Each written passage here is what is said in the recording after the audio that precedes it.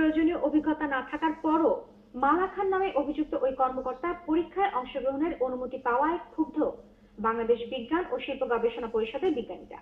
গণমাধ্যমে খবর প্রকাশের পর নিয়োগ প্রক্রিয়া সাময়িক স্থগিত করেছে কর্তৃপক্ষ। মিরাজ রাসেলের ক্যামেরায় আশিকুর রহমানের উপর রিপোর্ট। 2006 সালে বৈজ্ঞানিক কর্মকর্তা হিসেবে বিসিএসআইআর এ যোগ দেন মালা খান। যদিও লিখিত পরীক্ষায় তিনি ফেল করেছিলেন। 50-এ 14.5 পেয়ে 13 প্রার্থীর মধ্যে মালা ছিলেন সর্বশেষ। এশিয়া প্যাসিফিক ইউনিভার্সিটি থেকে কম্পিউটার সায়েন্স বিভাগে ব্যাচেলর ডিগ্রি নেওয়া মালা চাকরি করা অবস্থায় মাত্র 1 বছর কয়েক মাসের মধ্যে রসায়নে পিএইচডি ডিগ্রি অর্জন করেছেন বলে অভিযোগ বিসিএসআইআর বিজ্ঞানীদের। ইতোমধ্যে প্রধানমন্ত্রী বরাবর চিঠিও দিয়েছেন তারা। বিজ্ঞান সংঘ থেকে বিষয়টি তদন্তের আবেদন জানানো হয়েছে মন্ত্রীর কাছে চিঠি লিখেও। এটা যখন লেখালেখি বিভিন্ন পত্রিকা লেখালেখি শুরু হয় তখন বিজ্ঞানীদের সংগঠন বিজ্ঞানী সংঘ কর্তৃপক্ষের কাছে এটা সুষ্ঠু তদন্ত করে একটা সম্মানজনক সুরাহা দাবি করে আসছে।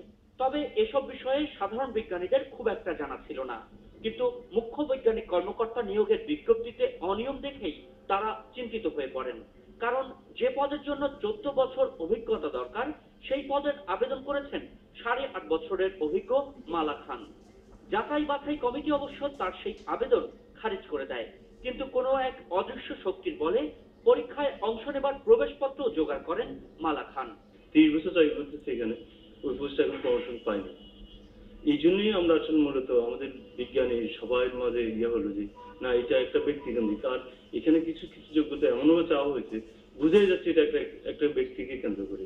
অতীত নিয়ে কিছুটা ঘাটাঘাটি যখন শুরু করে তখনই একটা কাগজ আমাদের কাছে আসে, যেখানে আমরা দেখতে পাই এসও নিয়োগের সময় সে হইল থিওরিটিক্যাল পরীক্ষায় সর্বনিম্ন, প্র্যাকটিক্যালে তাকে সর্বোচ্চ মার্ক দিয়ে তাকে প্রথম করে এসও নিয়োগ করা হয়েছে। বিজ্ঞানীদের তীব্র প্রতিবাদের মুখে 5 ফেব্রুয়ারি এক বিজ্ঞপ্তিতে ঘটনা তদন্তে একটি কমিটি গঠন করেছে বিজ্ঞান ও প্রযুক্তি মন্ত্রণালয়।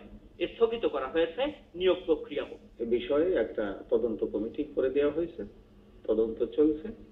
তদন্ত প্রতিবেদন পাওয়ার পরে পরবর্তী ব্যবস্থা। বিষয়টা কিন্তু সত্য না স্বীকার করার তো প্রশ্নই ওঠে না। তবে এসব বিষয়ে কথা বলার জন্য পাওয়া যায়নি মালা খানকে। এখন আমি তো অথরিটি পাই, আমি তো চেয়েছিলাম, অসুবিধা নেই, কিন্তু কথা হচ্ছে অথরিটির পারমিশন ছাড়া তো আমি সেটা পাই। Ashikur Rahman Apu, ATN news, Dhaka. News আওয়ারে আবার নেবার